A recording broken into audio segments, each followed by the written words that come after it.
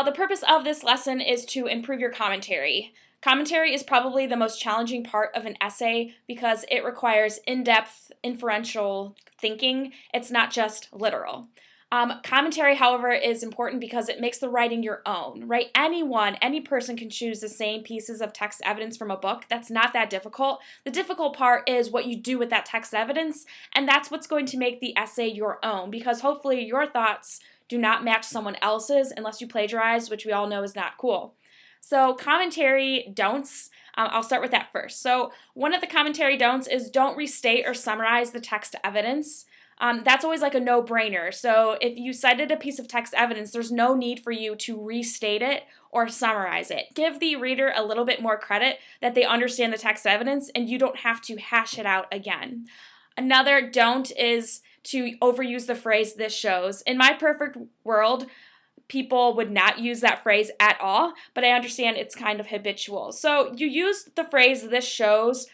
Probably you were first taught it if you have been in Mayfield, probably maybe 7th, 8th grade, and it was used as a crutch to get you thinking. However, we are juniors, so we should not use that phrase anymore. We don't have to keep relying on this little crutch. So it's time to kind of take off the training wheels and write on our own. So how do we get rid of "this shows"? Simply just write whatever it is that it shows.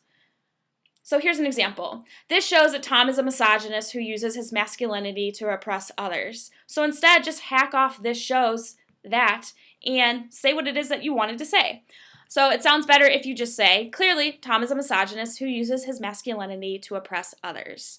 So if I were you, I would perhaps pause this, kind of go through your essay, see if you have any instances of "this shows, and see if you can just eliminate them altogether without losing the meaning. Moving beyond the literal is what commentary is all about, and that can be difficult because, let's face it, thinking can often be laborious. It's hard. Here are some questions or tips that will hopefully improve the depth of your commentary. So one question you could ask yourself is, why is this piece of text evidence even worth quoting? How does it connect to your claim or topic sentence? So remember, everything in your essay should always go back to the claim and then obviously the mini claims, which are the topic sentences. So always connect back to that firstly. How did Fitzgerald use this technique or device to prove your claim, and why did he do it? So let's say one of your techniques is setting. So how did he use setting in that particular piece of text evidence to prove that happiness is not possible? And why would he choose setting to communicate that message? Build on the text evidence by comparing it to a previous piece of text evidence. So find a link, find a connection, build on it. You could connect to other devices as well. This shows a level of sophistication and even moving into synthesis.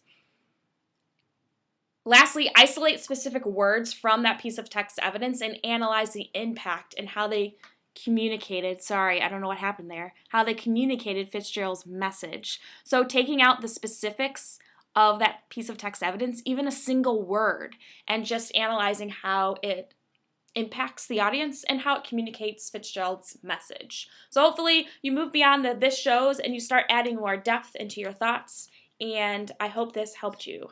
Happy writing.